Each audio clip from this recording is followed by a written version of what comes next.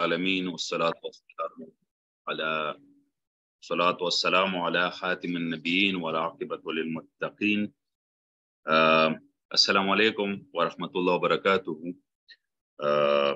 All the participants of today's lecture, I'm grateful to the Center for Peace and Global Studies for inviting me here to deliver some thoughts with you people. I'm thankful to Sajjad Siddiqui Saab for having to organize this online lecture. The topic is nation building, cohesion, and integration in Pakistan, challenges and opportunities.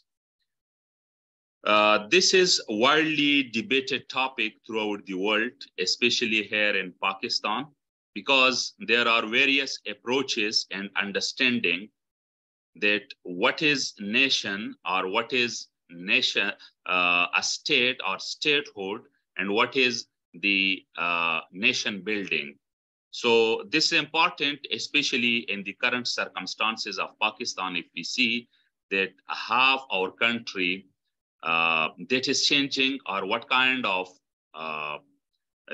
unrest, the political instability, or some kind of, we can say, deprivation, or the case of national identity that is there in front of us. So that's why to have debates like nation building, I think it's very much necessary, and it's high time here for us being Pakistani to talk about and to have understanding of it. Many people, they confuse themselves by the nation building and the state building. They often consider these two as one word. These are totally different. Nation building, it's different from the state building. So first, let's see what is state building.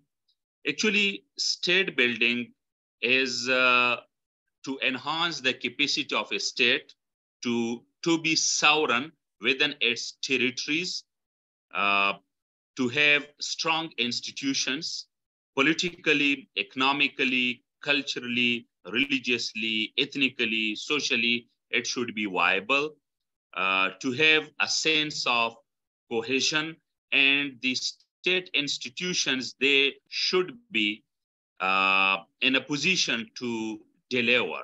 So that is a kind of general definition of the state building. So there are various efforts done by the interventionists for the state building.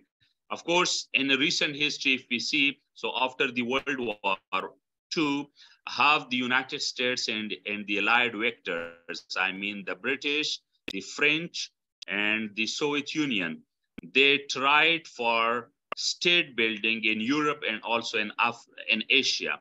If you talk about the Europe, when Nazi Germany unconditionally surrendered at the in 1945, so the US and its allies, then they tried to demilitarize it and to have a new kind of state to be erected, to establish in Germany. So we know that Germany, it was divided among the allied powers, the British, the France, the US, and the Soviet Union. And they occupied different territories and regions of Germany, and they built it in, on new lines. After that, we also know about the Marshall Plan. So it was a huge amount which was released by the United States for the reconstruction of the war-torn Germany, war-torn Europe, especially the western half of the Europe. So it was an effort for the state building in Europe, particularly in Germany. Same is the case with Japan. So in Japan, we have seen, so after the atomic bombs falling on Hiroshima and Nagasaki, when Japan surrendered. So then United States solely occupied Japan. And then Japan was demilitarized. After that, we know that there was also the San Francisco Agreement between the United States and Japan in 1951. So the US also tried to have a new model of state in the post-World War II, I mean for Japanese. So now we see Japan in a new way.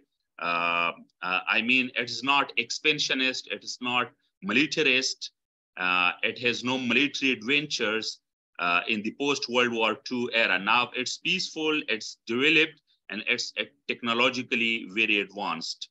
So another thing, if we see in the same case, the Iraq invasion by the US, I mean, the interventionist policy of the United States, have the US intervened over there, and have the 2003 attack on Iraq. It was done by the Bush administration in US, and we know all the story. The glaring example, that's also Afghanistan, that even the Soviet Union tried to modify it and to have a new kind of model. I mean, on the Soviet style, I mean the communist model, when it intervened over there in December 1979. So after that, we know the story, how the resistance, it was made by the United States, also Pakistan, and so many other countries, in the shape of guerrilla warfare. The Mujahideen, they fought against the Soviet forces. So Soviet Union tried for a state building in Afghanistan, but it was failed. After that, Taliban or Mujahideen, they also tried to have their own kind of model. And especially when 9/11 attacks happened, and then war on terror started, the United States and the NATO forces, they came to Afghanistan. So again, we know the landscape in Afghanistan, that it was tried an interim government. It was established in Afghanistan under Hamid Karzai, then the 2 terms of Hamid Karzai, then the 2 terms of Dr. Ashraf Ghani. So United States or its friends, its allies, they wanted to have a Western democracy and to build its institutions. Apparently they wanted, theoretically they wanted, but of course it did not work. And we know the result of their state building in Afghanistan. No doubt that it's another issue to talk about, but my purpose here is to say that countries, they try to have state building, and often the major powers, the great powers, they have tried in the history of international politics or international relations, if we see over there. So these are the some examples from the Western Europe or Germany, Japan, and from Afghanistan, how they tried for state building over there. So somewhere those were successful, like in Germany, like in Japan, but in other cases, those efforts became unsuccessful, like in Afghanistan. So that is state building. Another thing, that is nation building. I think nation building, it's a wider concept, what I feel, than the state building, because even it's also confusing to have the definition of nation. Various scholars, they have defined nation, in their own ways. Some, they believe in nationalism, that there should be nationalism for a nation to be unified, to be united. And then what kind of nationalism? Whether the pure nationalism based on ethnicity, language, territory, society, that's also possible. We have examples from the history. And another, that is the state nationalism, right? From the state side, that is another, that is the nation state nationalism, especially after the Treaty of Westphalia of 1648. Now we are living in the era of the nation-state system. So a nation-state system, it's possible that a country has diverse people having different religious, ethnic, lingual, social, and cultural backgrounds, even economic backgrounds or political backgrounds, but still they consider themselves as one nation. So in this era of nation-state system, Pakistan exists. We here in Pakistan, no doubt that we have different languages, we have different ethnic groups, we have different almost, different colors as well. We have different ethnicities, different political or economic backgrounds, but still we consider ourselves as Pakistani. So being Pakistani, it gives us what? Identity. So the nation state system, it has modified the long debated definition or understanding of a nation. So now that is then it comes in the shape of the national level nationalism. So then what is nation building? That is very much necessary. The developed countries, the developed nations, they have gone through so many upheavals, so many ups and downs in their histories, and they have touched the apex of the success or the development, what now we see them that they are developed. The Chinese nation, that is an example. Japanese nation is an example. Of course, Germans, that is an example. So many other countries, those are the example. Iran, that's also an example. But here for us, of course, we have so many challenges. So first, to define that what is nation building. Nation building, actually, it is to have a sense of identity, common identity, and a sense of nationalism among the people who belong to different religious, economic, political, ethnic, lingual, and territorial backgrounds within a sovereign state who live, and they want to have shared sense of the development in their own country.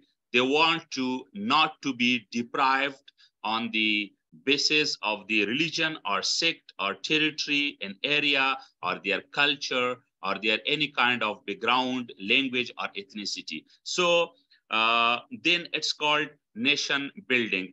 Especially if we differentiate between this nation building between the Asian countries and the European states. I think in Europe, that was started from a state, then it moved towards nation.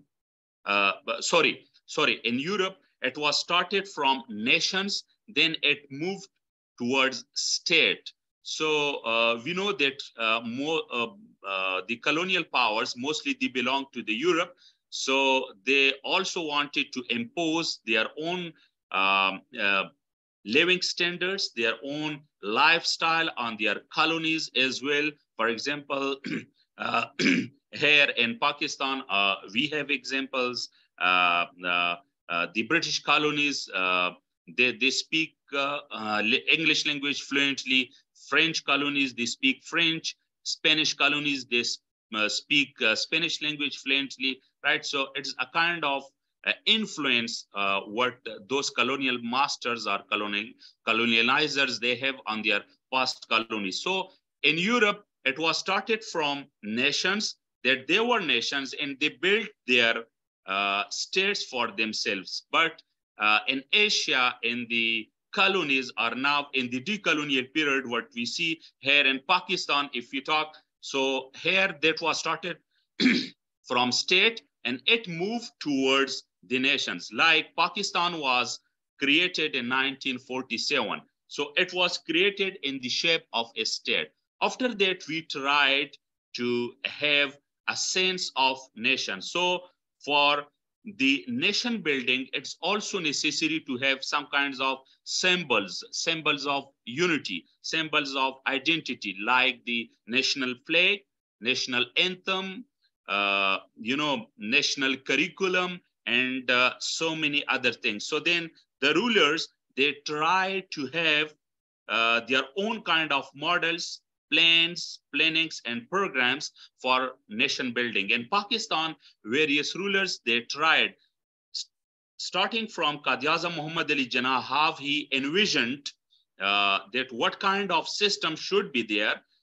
He has many quotes, but he also talked about the Islamic system, or to have that. Once it was asked from Qaid-e-Azam that what kind of system you want for Pakistan, he said that, who am I to talk about this? It was decided already some 1400 years back. In Islam, it was stated that the system, that is the Islamic system, that is based on Quran and Sunnah, like that. He has talked about democracy, that the democratic system is very much necessary. So these are the examples what I want to share with you, that even Qaid-e-Azam tried to have a sense of nationhood and to build nation here in Pakistan. Nation building effort was started. After that, the other successors of Qaid-e-Azam, they tried, although it was not very much successful. General Ayub Khan, he has in his own way, and after that, Bhutto or Ziaul Haq, or the other successors of Ziaul Haq, and even till now, even the General Pervez Musharraf, how he envisioned Pakistan, the enlightened Pakistan or moderated Pakistan, according to his own slogans, right? So these were the efforts for the nation building, how to be done here in Pakistan. I think two approaches, those are also important to mention. One that is called the co-option, another that is called the deconstruction. So throughout the world, these two approaches have been applied in various areas in Asia, in Africa, in Europe. What is co-option? Co-option is when the intervening authorities, they try to make the already established institutions of a state more strengthened and stronger to deliver, to assist them financially and through personnel and through capacity building. That is called the co-option approach of the nation building. Co-option approach of the nation building. Again, I would say, what is co-option? When the intervening authorities, they try to make the already existing institutions of a state more strengthened and stronger to deliver in a good way. That is called the co-option approach of the nation building. Often, UN forces, they have done. Pakistan, that's also contributing one of the largest forces to the UN. So United Nations in Asia, like in East Timor, like in some other parts of Asia, in Philippines, and also in Africa, in Cameroon, and in Nigeria, in Sudan, and all these countries, United Nations peacekeeping operations were there, and they have delivered. So this is the co-option approach. Another thing, that is the deconstruction. And what is deconstruction approach? When the intervening authorities, they want to almost demolish the existing institutions of a state and to transform them into new way. I mean, on new model. That is called the deconstruction process. Often, United States has done and has applied this approach of deconstruction for nation building. United States has done it in Vietnam, but failed. The 10 years long war in Vietnam from 1965 to 1975, United States was there not to build the Vietnamese society on communist lines, but to have the Western democracy there, the democratic norms, the American values like that, but it was failed. Soviet Union and United States or its allies, they also tried to have this model in Afghanistan, but it failed. So that is the deconstruction model of the nation building. First, it is for the state building, and then, of course, it moves towards the nation building. Even the American scholars, they also have criticized their own government and their own state, I mean, United States of America, not to have this viable approach in Afghanistan.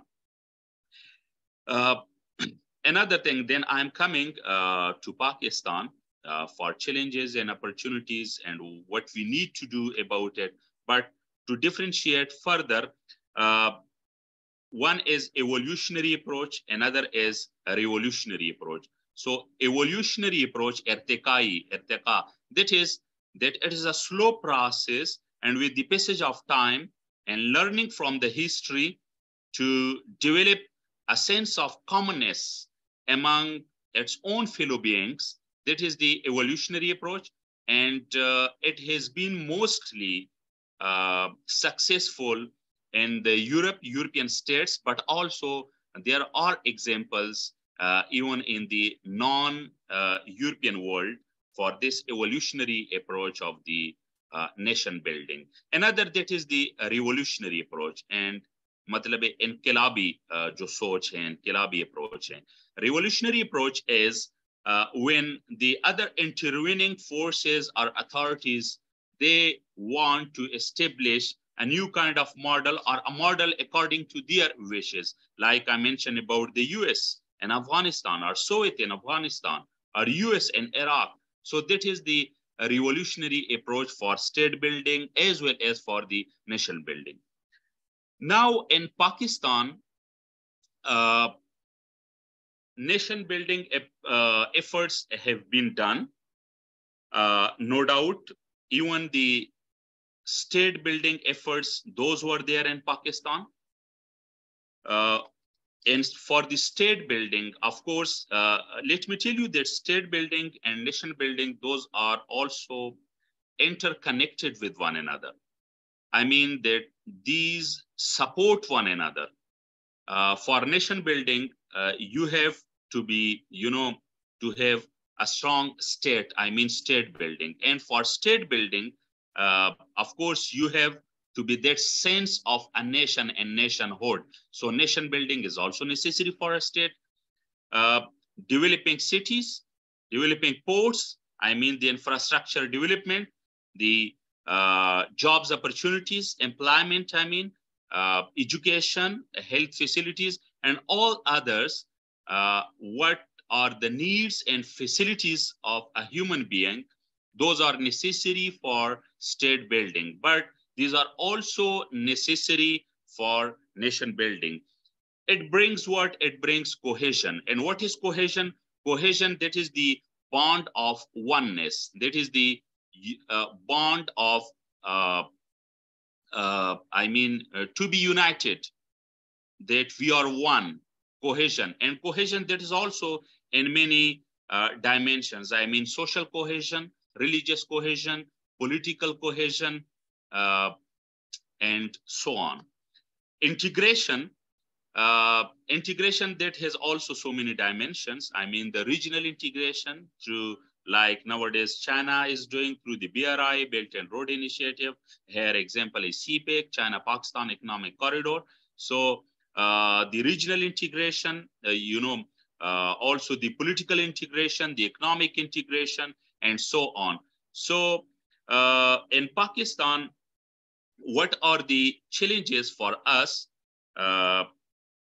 for this nation building? I think one that is a necessary, that is the curriculum development. That is the one national curriculum. It has been the slogan of many political parties, recently the Pakistan Tehreek-e-Insaf, PTI, that they were going to establish one national curriculum, but it failed. it and when.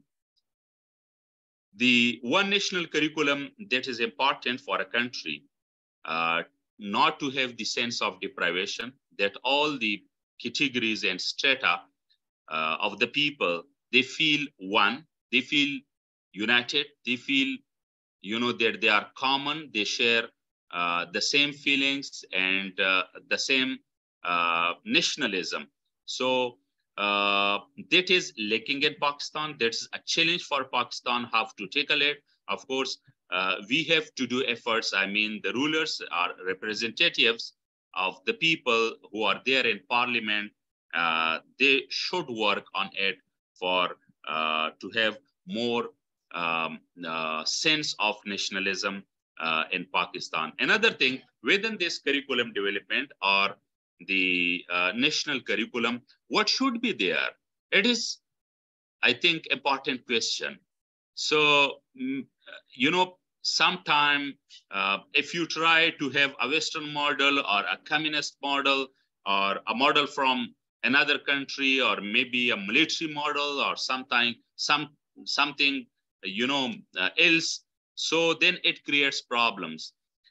That is necessary for a curriculum, for national curriculum, that it should represent the wishes of the people, it should represent the history, the culture, and also the religion of the people. It should represent the aspirations of the people. So curriculum, it should be in a way that it really construct a sense of nationalism and identity within its fellow beings, I mean, within the nation here, I mean, the Pakistani nation.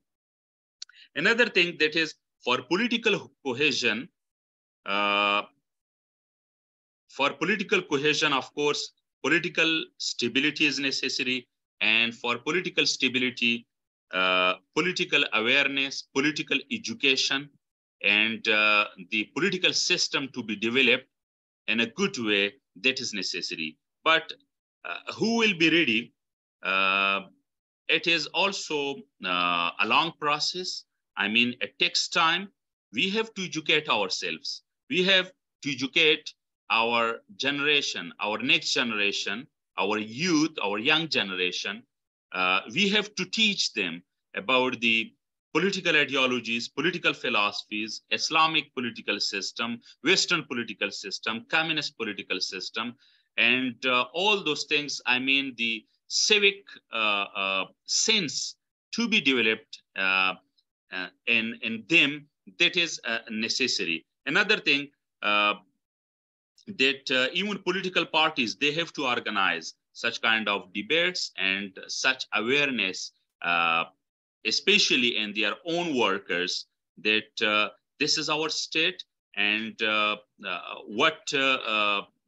mean, what kind of politics we need here in Pakistan, and what is their agenda to reach the common people, the public, I mean, their own voters. So for political cohesion, this political awareness and political education is necessary. And the most important thing, particularly if I talk about the political parties of Pakistan, that is the democracy. I mean, the democratic trend that is negligible in Pakistan's, in most of the Pakistan's political parties. There are no intra-party democracy within them. So that's also important. Another thing for nation building, that is the medium of instruction or the way of expression, way of communication. No doubt that Urdu, that is our national language, but unfortunately, our official language, and we oftenly talk, I mean, especially the educated people, in English. We talk in English, we write in English, we express in English language, and now we are even so much used to that now English is easier for us than Urdu to write, to deliver, especially for educated people. So Urdu to be promoted more and more. I mean, if you want to have that nation building, it is just a a step towards nation building, to have commonness, and to be united. So that Urdu language, that it was also a fault line, and it was also a line of division between the East Pakistan and West Pakistan. You know about the Urdu and the Bangla language, Bengali language, the dispute, and how then Bangladesh was created. So that was also the sense of deprivation. Unfortunately, that how it was done. We know the story. Another thing, the infrastructure development. So in Pakistan, still there are some areas who are neglected, who remain backward. Many areas in tribal areas of Pakistan, many in ex-Fata, particularly also in Balochistan and interior Sindh, and also in southern Punjab or some other areas, maybe in Gilgit-Baltistan. So infrastructure development is very much necessary, and those are roads or railway tracks or pipelines or the energy supplies. The industrial capacity to be developed, it is also necessary that we should try to have this industrialization everywhere. Now the tribal areas of Pakistan, those are merged with the Khyber Pakhtunkhwa province. So those are called newly merged tribal districts of Khyber Pakhtunkhwa.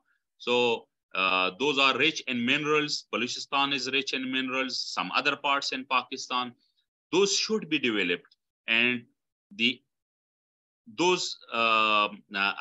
mines or other resources should be explored, and industries should be installed over there, that the people, they should not migrate, and they should not go for employment, for jobs to other areas.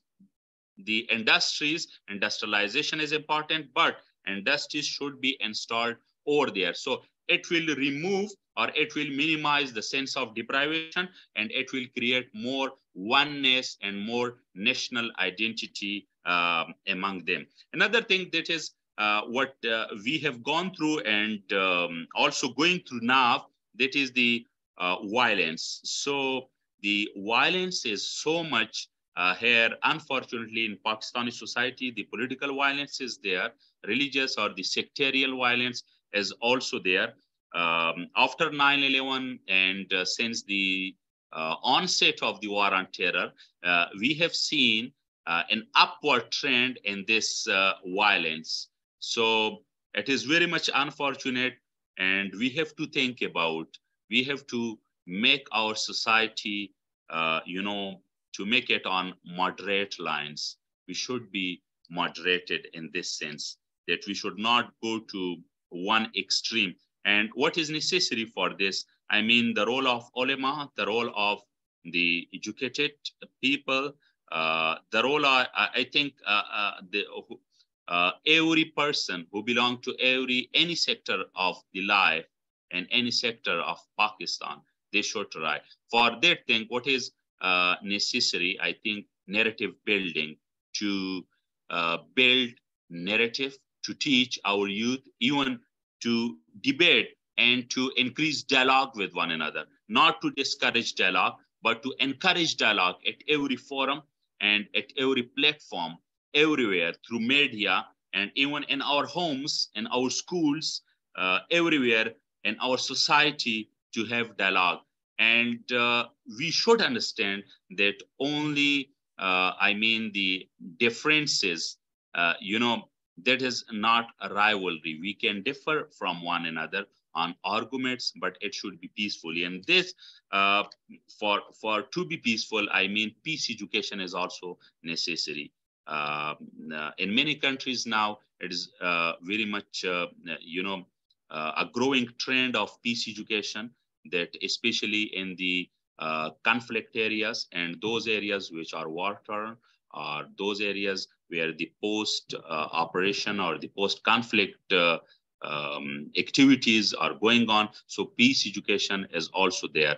And even if sometimes the state institutions, they are not too much capable, or they are too much engaged in their activities, so the assistance of the non-governmental organizations, NGOs, and those can also be very much instrumental in this regard. So those have been working throughout the world, also here in Pakistan. So this peace education, I think that is important. These are the, of course, we have some other challenges. The ethnic problem is also there. And I think the ethnicity or ethnic problem, it also emerges from the sense of deprivation. So the equal or the due representation or the due sharing of resources and finances, that is significant step, and it is, I think, indispensable for the creation of a state and for creation of the nation, for the nation building. So that is also a challenge for Pakistan. And when we started even the China-Pakistan Economic Corridor or CPEC, so there were differences, and especially the provincial nationalist parties like the Awami National Party or Pakhtunkhwa Milli Awami Party, or some parties in Sindh, maybe the Sindh Qawmi Mahaz or GSN like that, and some national parties of Balochistan, who believe in Baloch nationalism. They criticized over it, and they had different demands. And then all parties conferences, those were arranged by the then Muslim League Nawaz government, and the issues, those were resolved. So the ethnic problems in Karachi, in the shape of the Muttahida Qawmi movement, MQM, of course, it was there, and it can, the ethnic problems can create such kind of hurdles even in future if we don't think, if we don't plan for it today. About the, these are the challenges. Of course, there are so many other challenges as well, but I think due to the shortage of time, I would not be able to talk about the opportunities. No doubt that we have too many opportunities, and it is without any exaggeration. ठीक है, किसी भी मुबालगे के बगैर मैं ये बात करूंगा. We have opportunities because we as a Pakistani nation, we can resist. We can resist the challenges. We can resist the hard times. And we have also done our, the forefathers, they have done. And many difficult times they have come over Pakistan. But the Pakistani as a nation, they have gone through, and they have, opened the door of opportunities, and they have tackled all these issues. What kind of opportunities we have? That we have youth, and we have more than 60% of youth who belong, I think, from the age of 14 or 15 to the age of, I think, 40 or 41. So that can be, transformed into more skilled, educated, and for a more dignified and united nation. Our nation, it can be scaled through various programs. CPEC, China-Pakistan Economic Corridor, that is also a huge project. We can take benefit from it if we really concentrate on it. And what is necessary for it? Of course, those areas must be prioritized, which are neglected and which can take benefit from the CPEC. And another, that the transfer of technology, that's also possible through CPEC, and especially the 9 special economic zones under the CPEC, where 3 are prioritized.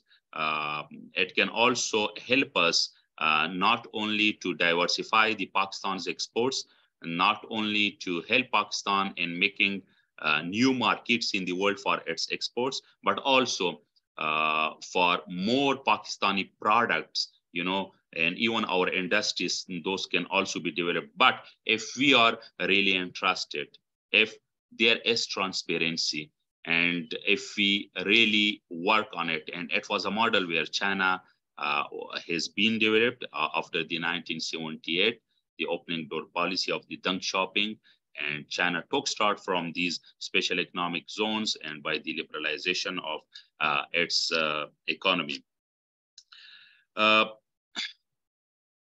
Pakistan has opportunity if we see the geostrategic or the geographical position of Pakistan. Let me tell you that if Pakistan is not a political power, I mean power in its political dimension, if Pakistan is not an economic power, but it's true that Pakistan is a strategic power as power in terms of its geography or geographical power.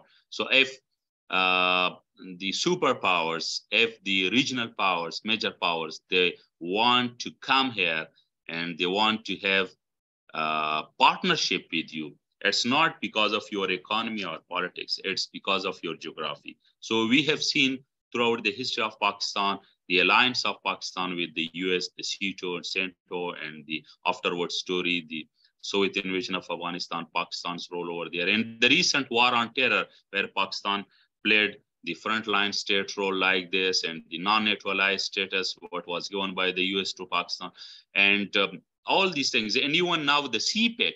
So these things are because of Pakistan's geography, how Pakistan shares, its coastal line, the Indian Ocean or the Gulf of Persia, the Persian Gulf, and Pakistan is at a juncture. I don't want to go into detail, but that is at a juncture where on the one side there is West Asia or Middle East, and on the other side East Asia and other South Asia, and on the other side that is Central Asia in the CASA project or TAPI project and so many others. So these are the things where what we need political stability, we need political will that really we want these projects to be completed, and we bring prosperity, economic prosperity, political prosperity, and also prosperity as a Pakistani nation, that we are one, and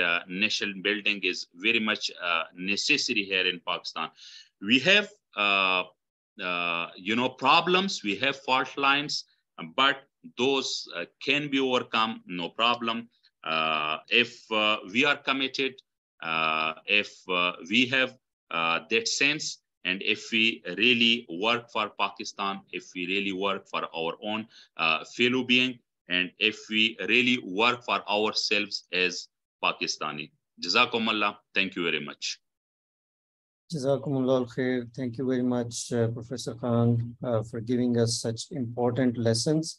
We have several questions from Saira Rahman from Punjab School. Saira, would you like to ask questions directly, because maybe some of your questions might have already been answered? Could you please unmute yourself?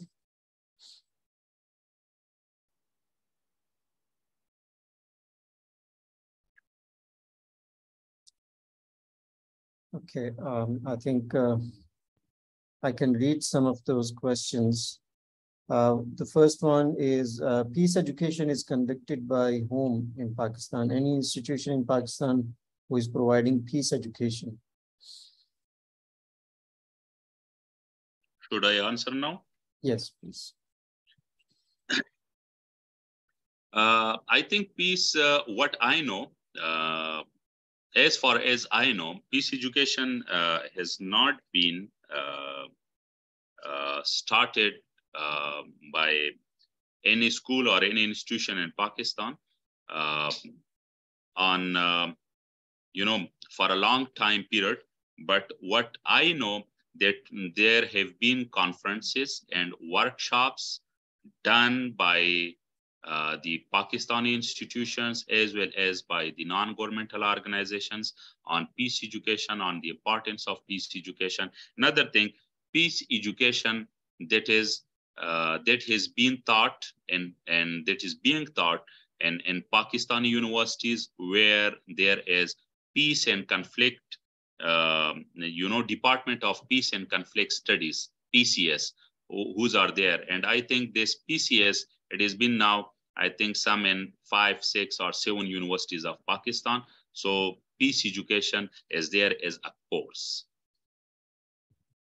Okay, so the next question is, political education, our system is appropriate to be taught at school level. Is it appropriate to be taught at school level? If yes, then from which level? Any space is given in single national curriculum pertaining to it? I think the political education, it can't be, I think we can't teach at school level, you know, in a regular or in a planned way, like in colleges, but especially in universities, what we teach. But at least at school level, we can have some fundamental points to introduce with our children.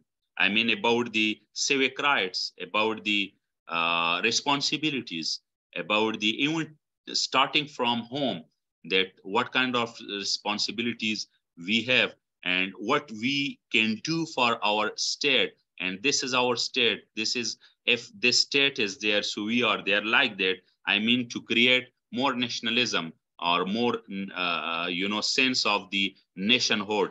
So not in a you know, in a regular way what we teach in universities, but at least an introductory type of some fundamental level of political education. Yes, we can start in our schools. Another question regarding school. Please suggest some strategies to establish and strengthen nation building at school level. Okay, at school level, that's, I think, very fundamental question. The one thing for that, single national curriculum is important. And as I mentioned, these are the efforts done by various rulers in Pakistan, various governments in Pakistan, but partially succeeded, not successful. So a well-planned mechanism program is necessary. So single national curriculum is important, one.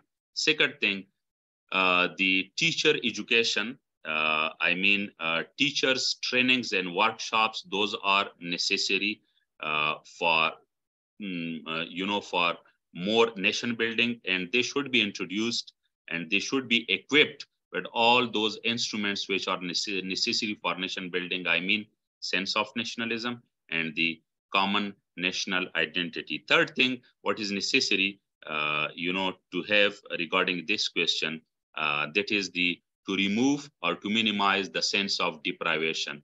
So if we are here in Islamabad, no doubt that we have facilities, right? But if I'm Islamabadian Pakistani, I can be Baloch Pakistani, and I can be Sindhi Pakistani, and so on. So we have also to keep in mind those areas where there is no electricity, no roads, no hospitals, no educational institutions, no job. So that's also important. That's why that is very much fundamental and important step to remove a sense of deprivation and to bring prosperity, I mean infrastructure development. Then those schools or those teachers or those children who study there, they can perform and they can have that kind of nation building what we want. Okay, another question. In our case, in case of Pakistan, we are not successful in both domains, neither in nation building nor in state building. Please suggest some integrated approach for real success. I think it's a very big question. If I start, so it will take more time. But at least what is necessary, I think we have to start from ourselves. And I mean that everybody should think that what I can do for Pakistan, one, and what I can do for my fellow being, my friend, my another Pakistani too. So then we can move forward. Here, the thing that is that we look to other people that he is doing like this, I should also do. I mean, if I talk politically, right, that political party is doing that has been done by him or that political party. So why should not I? So that is the problem. I think that even if institutions they are not ready, it is just an example. So we should be ready. Being Pakistani, uh, we have example of China. Just a little bit of, if I tell you, even Allama Iqbal ने फरमाया था कि गिरां ख्वाब चीनी संभलने लगे हमाला के चश्मे उबलने लगे. So Chinese nation, they were addicted to opium. And, there was also an opium war between China and UK in 1840, 1839, 40, 41, where after that UK also colonized the Hong Kong. And Chinese nation, those that was addicted to opium. But we know that after that, half Chinese nation, they struggled. First against the Japan. I mean, in 1895, there was the Boxer Revolution and the conflict with Japan. And after the Dr. Sun Yat-sen, how he mobilized the nation, and especially the Chinese nation, they supported him. And then they abolished monarchy, kingship in China in 1911. And then Communist Party, it was established in 1921. And then both parties, the Nationalist Party of China under Sun Yat-sen and the Communist Party of China under Mao Zedong, they fought together against the Japanese occupation. And then from 1945, then they fought with one another. So then in 1949, we know that half Chinese nation, they brought revolution under the leadership of Mao Zedong. And then after 1978, half China is developing, right? So now China, that is the second largest economy of the world, and now China is a power. So what I think, मेरे ख्याल में जिस तरह चीनी थे and the Chinese nation was there at that time, Pakistani उस तरह नहीं है. Pakistanis are far better. We can do if we have will, and if we really look, and we really took start from our own selves. For any other question from any other participant, please raise your hand.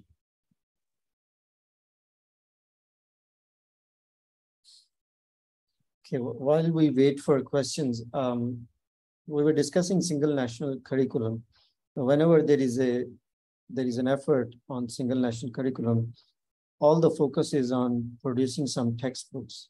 Do you think it's a very narrow approach to curriculum? Like, if we can just produce some textbooks, would that help change the nation, or there is more to be done? Because curriculum is not just textbooks; it's a very integrated concept. Yes, I do agree with you. Only textbooks; those are not important, and those are not the only way. There should be textbooks, but textbooks, those are just the preliminary or some fundamental rules, what it set for you, I mean for us. So that's not the single thing. What we have to do for a single national curriculum, that is, we have to change our approach. So it means that for that single curriculum, that's not only necessary to be there in textbooks, but also everywhere in every sector of the society in Pakistan. I mean, and to any office or to any department, if we go there, so we feel it. Another thing, that only not textbooks, but trainings, workshops, and have to change our approaches and attitudes, have to change our behaviors, and have to inculcate the Pakistaniness. I mean, being Pakistani, that thing is important. For those things, we have to look into history. I mean, the Pakistan's history, the history of the creation of Pakistan, and also look to our own societal values, look to our own the religious beliefs, and the because this is important. I mean, religion is the very much common thing among Pakistanis. Being Pakistani, and where now we are united, and also um our cultural backgrounds, all these things. So it should be taught, and it should be given their proper and due share.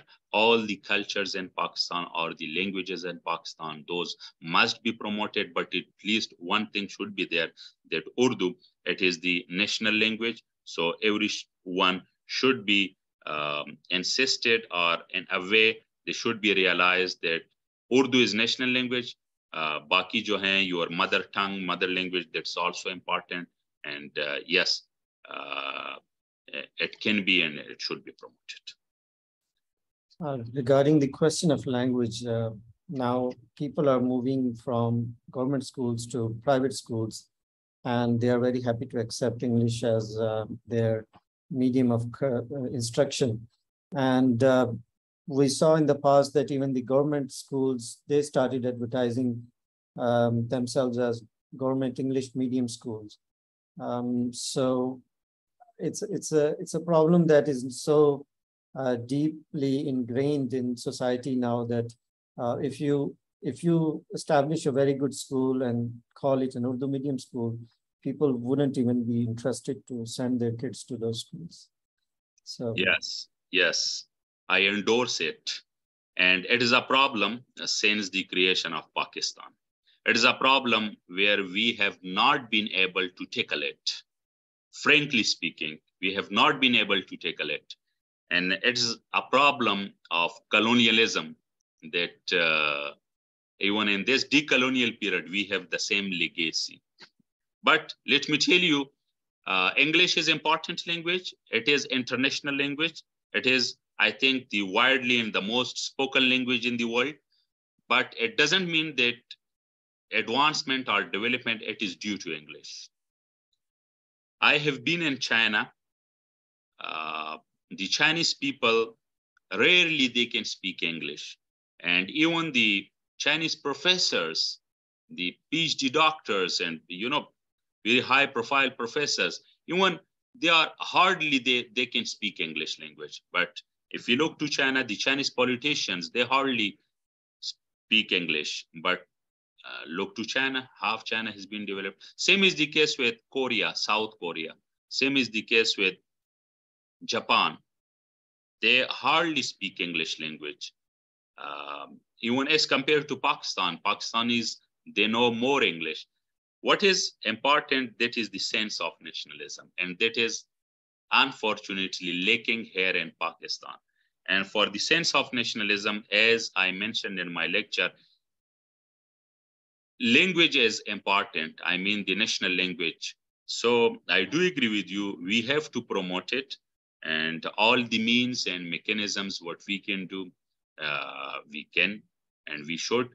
And I think it is easier for ourselves to learn in our national language, and to stress on national language, to be taught in our national language. It's easy for us. Then after that, no doubt and no problem that if we learn English very well, excellent, why not? We have to learn 10 languages. Nobody can stop us. Jazakumullah khair. I think we don't have any more questions coming, and perhaps we can close our session today. Many thanks for coming and sharing your valuable thoughts with us. Inshallah, we'll be inviting you again in our future lectures. For all the participants, I thank you all for joining us today. We were live broadcasting this lecture live at our YouTube channel, www.youtube.com/@globalcenterpiece, and our Facebook page, www.facebook.com/globalcenterpiece. The recording of this lecture will be available on our Facebook page and our YouTube channel. And inshallah, we'll be back with you with another exciting lecture. By next month, we usually deliver our lectures on the last Saturday of every month. See you all. Assalamu alaikum wa rahmatullahi wa barakatuh. Walaikum assalam wa rahmatullahi wa barakatuh. Thank you very much, Sajjad Siddiqui Saab, and all the participants who listened me with patience. And thanks for the beautiful questions. I really enjoyed. Allah Hafiz. Salam.